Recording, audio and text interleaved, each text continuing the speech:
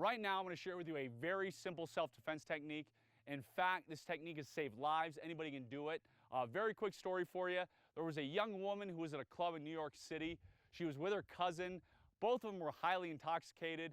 The young woman went to the bathroom and she left her keys, wallet, cell phone, everything with her cousin. While her cousin, for one reason or another, wandered off and pretty much went home. This young woman came out of the bathroom, decided to leave, and started walking down the streets of New York City at about 2 or 3 a.m. And suddenly a man popped out of nowhere, pinned this young woman against a wall, and said he was going to do very bad things to her. Well, using the technique I'm about to show you, she was able to stop his attacker, who was twice her size, flee to safety. A cab took her to the police station and she was able to report it. But again, thankfully, this young woman was unharmed. So, first part of the technique is, as human beings, when we get nervous, we flinch. It's called the startle response. So I'm sure maybe that somebody has jumped out and scared you, or one of your kids or friends, is hid behind a door and they pop out and you're like, oh my gosh. Well, the problem is, when most people do this, they just freeze here and they don't do anything else. Meaning, if somebody's scared and they flinch, which we're all going to do, they just freeze there. And if they're attacked, they keep getting attacked because they don't know anything after this. So the very important thing to do is you want to overcome that startle response and practice taking an action afterwards. It's super simple.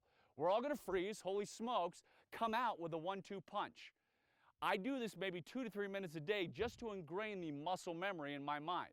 So again, we're all going to freeze, but instead of just stopping there, practice guiding your brain so that you're going to come out with a quick 1-2 punch. Nothing tricky about that. The important thing about the punch is you want to aim for the person's throat. The reason is a big guy may lift weights, he may be strong, so punching him in the face isn't going to hurt him, even punching him in the chest, but we're all vulnerable in our throats. And that young woman who I just told you a story about, she punched her attacker, who was twice her size, in his throat. He fell backwards, gasped for air. That's when she was able to escape. So all you're going to do, practice the startle response, come out, 2 quick punches to the throat. Practice the startle response, come out, 2 quick punches to the throat. Anybody can do this.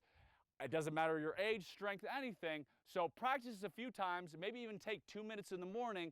That way it's always ingrained in your muscle memory what to do if you're in the wrong place at the wrong time.